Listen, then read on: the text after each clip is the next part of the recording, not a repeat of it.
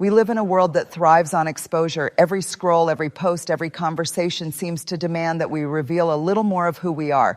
But here's the truth. Not everyone deserves access to the deepest parts of your story. Protecting what you know, what you feel, and what you plan is not secrecy, it's wisdom. Silence is not weakness, it's strength. Let's walk through 8 key lessons on why keeping parts of yourself hidden is an act of power, dignity, and self-respect. Privacy is not about being secretive, it is about being wise. Think of your life as a house. The front porch is for everyone. You wave, you smile, you greet. But the living room, that's for people you trust enough to invite in. And the bedroom, the most intimate part of your home, is only for those who have earned the right to be there. Too many of us leave the front door wide open, allowing anyone and everyone to walk in, rearrange the furniture, and even criticize the way we live. Privacy is the lock on that door. It is the boundary that tells the world, you don't get to have unlimited access to me. When you give away too much of yourself, your struggles, your plans, your weaknesses, you hand people the blueprint to your vulnerability. Some will use that knowledge to help and uplift you, but others may use it to harm you, gossip about you, or manipulate you. Protecting your privacy doesn't mean you don't trust people. It means you've learned that trust must be earned, not assumed. Privacy also gives you emotional safety. When you choose not to share everything, you create space to process your own feelings without the noise of other people's opinions. You can grow in silence, heal in silence, and make decisions without interference. That kind of protection is priceless. And here's the truth. Once something leaves your lips, you can't take it back. Words live in the memory of others, and once they know too much about you, you can't control how they use it. Keeping parts of yourself private means keeping power in your own hands. So guard your story like a treasure, not because you're hiding, but because you're preserving your strength. Privacy is not distance. It is dignity. Privacy is not coldness. It is protection. And the person who protects their inner life always walks stronger than the one who leaves it exposed. There is power in not being fully understood. In a world where everyone seems desperate to prove themselves, explain themselves, and showcase their lives, choosing to remain a little mysterious sets you apart. Mystery doesn't mean you are hiding. It means you are choosing wisely what to reveal and what to withhold. When people don't know everything about you, they pay closer attention to what you do reveal. Your words carry more weight because they are not diluted by constant chatter.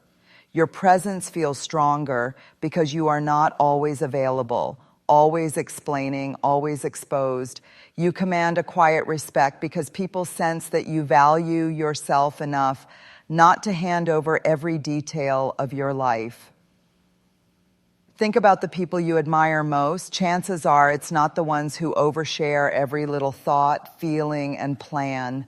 It's the ones who carry themselves with dignity, who reveal their story in layers, not all at once. Their mystery creates curiosity. Their restraint builds honor.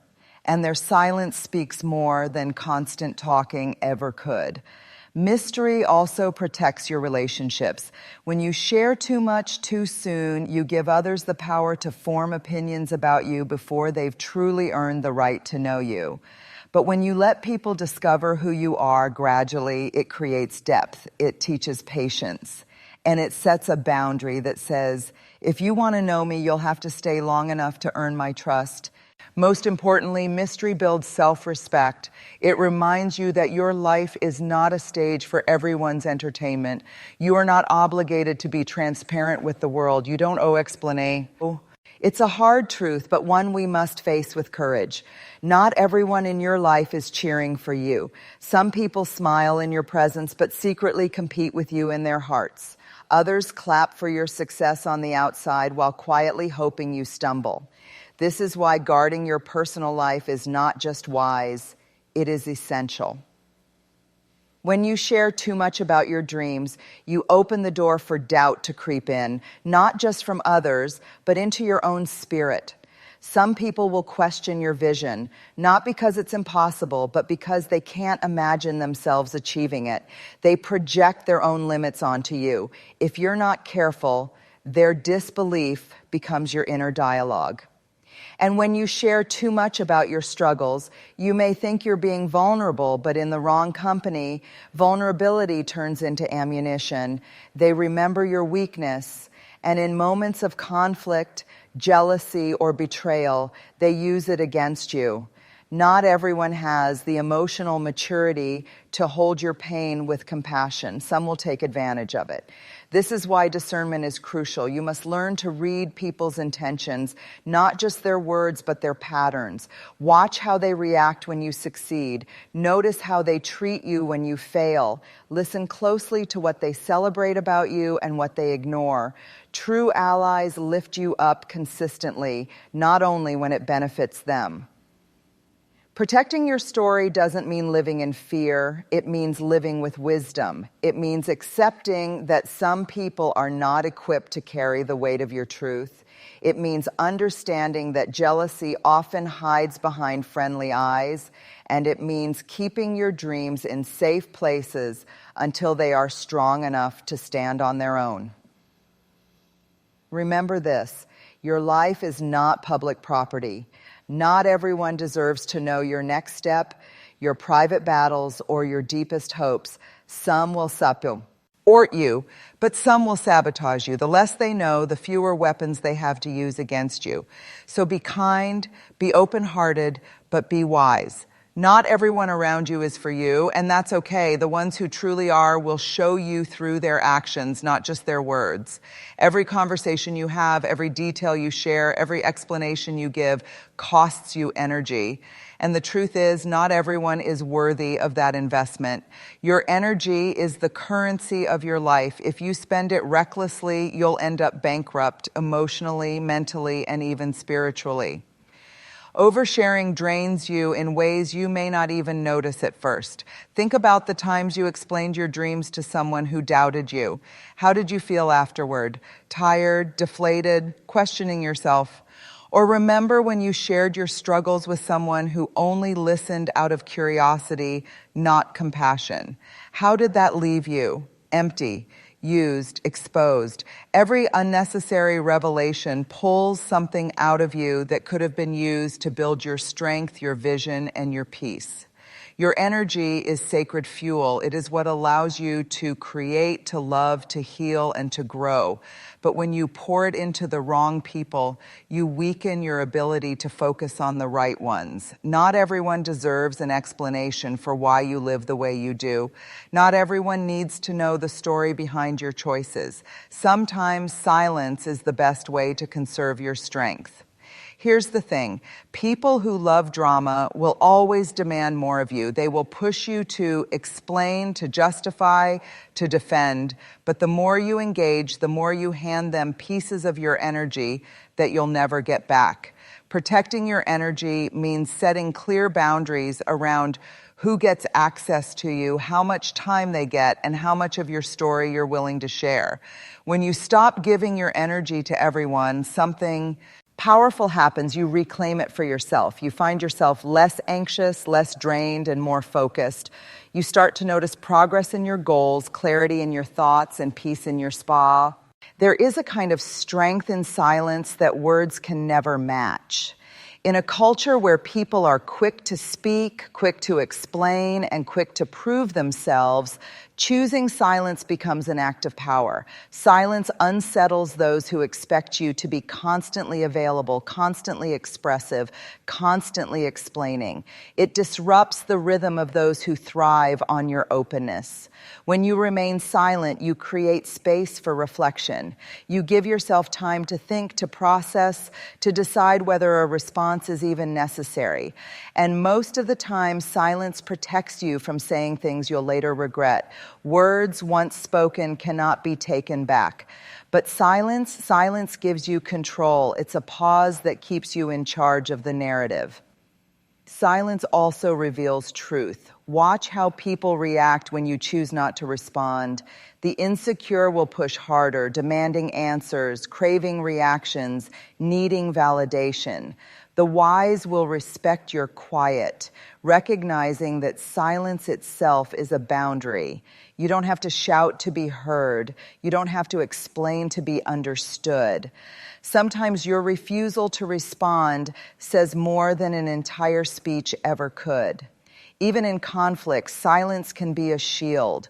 Arguments lose power when you don't feed them with your words. Gossip dies when you refuse to confirm or deny it. And criticism becomes meaningless when you choose not to give it the energy of your response. Your silence in those moments says, I know who I am. I don't need to prove it to you. Silence doesn't mean weakness. It means wisdom. It doesn't mean avoidance. It means discernment. You are choosing carefully when and where your voice deserves to be used. And in doing so, you preserve your dignity, your peace, and your authority. Every dream starts fragile, like a seed buried in the soil. At first, it's invisible, hidden, and delicate. If someone steps on it too soon, it never has the chance to grow. In the same way, when you expose your dreams before they are ready, you risk having them crushed by doubt, jealousy, or negativity. The truth is, dreams don't fail because they are impossible. They often fail because they are shared too early with the wrong people. When your vision is still forming, even a single word of discouragement can weaken your belief. A laugh, a raised eyebrow, or a dismissive comment can echo in your mind for years. That's why you must guard your dreams as fiercely as a mother protects her newborn child. Not everyone deserves to hear what you are building. Not everyone can see what you see. Your dreams need privacy in their early stages. Privacy gives them space to grow roots, to find strength, and to take shape without the interference of other people's doubts. It's not about being secretive. It's about being wise enough to know that a fragile seed cannot survive a storm. You don't plant a seed and then dig it up every day to show others how it's doing. No. You let it grow in silence, in darkness, until it is strong enough to rise above the soil. When the time is right, when your dream has matured, you won't need to announce it. People will see it. A tree doesn't tell you it's alive. Its fruit speaks for itself. In the same way, when your dream has grown strong, your results will speak louder than any explanation you could give. So be patient with your vision, protect it, nurture it in quiet places where only your faith and your effort have access, and trust that when it's ready, it will stand tall enough for the world to notice on its own. Your life is not an open book for everyone to read. Your struggles, your fears, your regrets, and your deepest hopes are not for casual conversation. They are sacred, and they should only be entrusted to people who have proven they can hold them with care. True intimacy is not about telling everyone everything. It's about carefully choosing who deserves access to the most vulnerable parts of you. Too often, we confuse openness with connection. We think that by sharing our deepest pain with someone, we are creating closeness. But closeness without trust is dangerous. It's like handing someone a fragile glass and hoping they won't drop it. Some people cannot handle the weight of your truth. They may betray it, distort it, or carry it carelessly. That's why intimacy must be earned, not demanded, not rushed, not given freely. Watch people's actions before you give them your story. Do they honor your small confessions? Do they listen without judgment? Do they keep your words safe? Or do they gossip, dismiss, or use your openness against you? The way someone treats the little things tells you whether they can be trusted with the big things. When you give away intimacy too freely, you cheapen it. You open yourself to wounds that could have been avoided. But when you guard it, when you wait until someone has proven their loyalty, consistency, and compassion, you create relationships that are rooted in safety and trust. That kind of intimacy is rare, but it's also unshakable. Remember this, not everyone who asks deserves to know, not everyone who listens deserves to hear, and not everyone who smiles deserves access to your soul. The ones who do will earn it, not with words, but with steady, faithful actions over time. True intimacy is not about exposure. It is about discernment. It is not about how many people know you. It is about how deeply the right people know you. And when you learn to give intimacy only to those who have earned it, you protect your heart, your mind, and your future from unnecessary harm.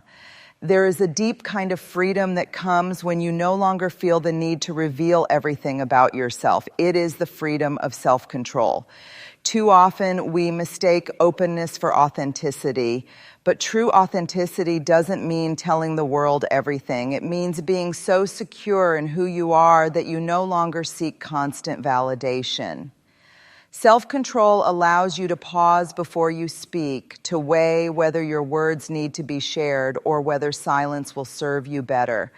It gives you the ability to decide what belongs in public and what belongs in private. That choice is powerful, because once words leave your mouth, you lose control over them. But when you hold them back, you remain in command. Without self-control, you become a slave to your emotions and impulses. You blurt out secrets in moments of excitement. You reveal your plans when you're desperate for approval. You vent your struggles to people who can't help you. And every time you walk away feeling lighter for a moment, but weaker in the long run. Why? Because you gave away pieces of your power that didn't need to be given. With self-control, you are no longer at the mercy of others. You're not easily manipulated by curiosity. You're not pressured into revealing your weaknesses. You don't need to prove your worth by oversharing. Instead, you carry yourself with quiet strength, knowing